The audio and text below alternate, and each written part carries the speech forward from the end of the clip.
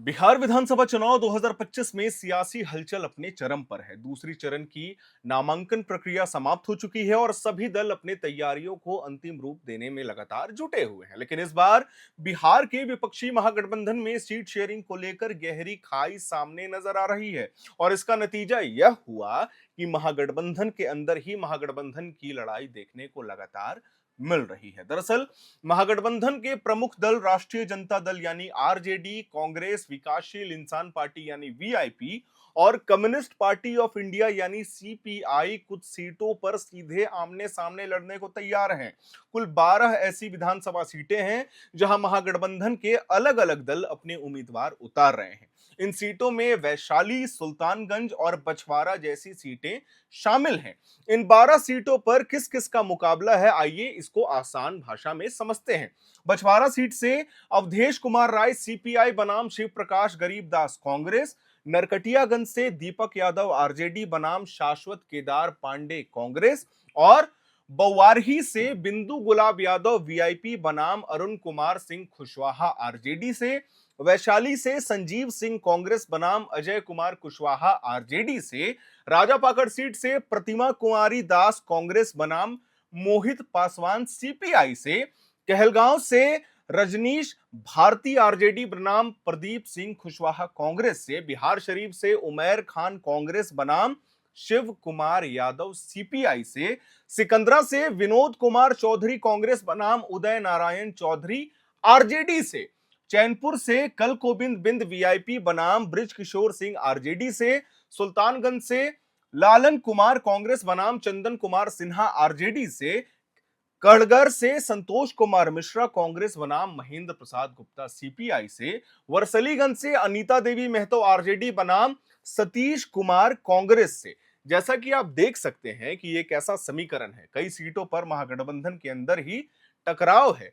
इसका कारण है सीट शेयरिंग पर समझौता ना होना।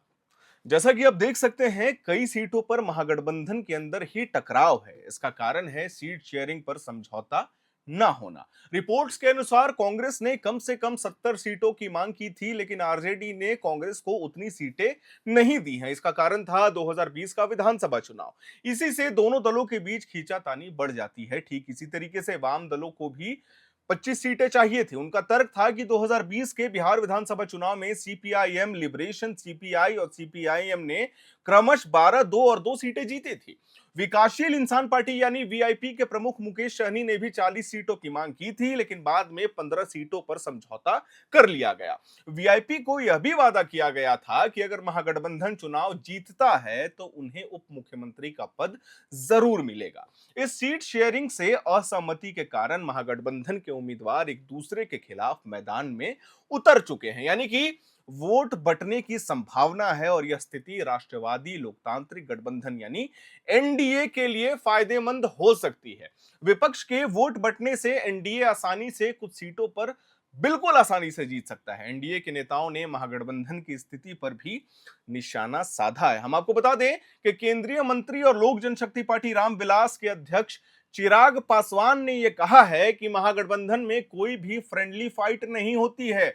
उनका कहना है कि इतने बड़े गठबंधन का इतनी जल्दी बिखरना दुर्लभ है। चिराग पासवान ने यह कहा है कि अगर महागठबंधन के लोग सोच रहे हैं कि एक ही सीट से कई उम्मीदवार खड़े करके चुनाव लड़ सकते हैं, तो ये उन्हें समझना चाहिए कि ऐसा कोई भी नियम नहीं है। ऐसे हालात में गठबंधन अपने हाथ से जीते हुए सीटों को भी हार सकता है। विश्लेषकों का कहना है कि महागठबंधन के भीतर यह लड़ाई वोट बैंक को प्रभावित कर सकती है। मतदाता भ्रमित हो सकते हैं कि वो किसको वोट दें।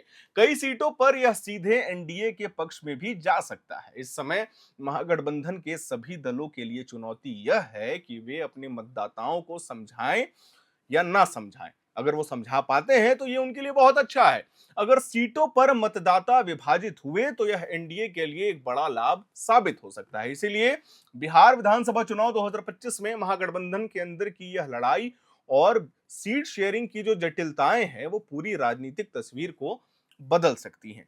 वोट बांटने की संभावना जो है, उम्मीदवारों की उलझी हुई रणनीतियां और गठबंधन की असहमति, यह सब मिलकर चुनाव परिणाम पर असर डाल सकते हैं। अंत में यह साफ है कि बिहार के मतदाता इस बार न केवल उम्मीदवार का चुनाव करेंगे, बल्कि यह भी तय करेंगे कि गठबंधन की रणनीति और सीट शेयरिंग कितनी प्रभाव साबित होती है। महागठबंधन के अंदर महागठबंधन की लड़ाई ने बिहार चुनाव 2025 को और भी अधिक रोचक और अजीब बना दिया है। खैर, इस पे आपकी क्या राय है, क्या प्रतिक्रियाएं हैं, हमें कमेंट बॉक्स में जरूर बताइएगा। महागठबंधन की आगे रणनीति क्या होने वाली है, और ये जो सीट शेयरिंग वाला विवाद है जिसमें कई सीटों पर महागठबंधन वर्सेस महागठबंधन हो गया है, आपको क्या लगता है ये किसके पक्ष में जाने वाला है? हमें कमेंट बॉक्स में जरूर बताइएगा। कैमरे के पीछे मौजूद है मेरी सहयोगी सुमन। वीडियो को लाइक करिए, शेयर करिए, हमारे चैनल को सब्सक्राइब करिए। मेरा नाम है हर्षित और आप देख रहे हैं एयर नाउ।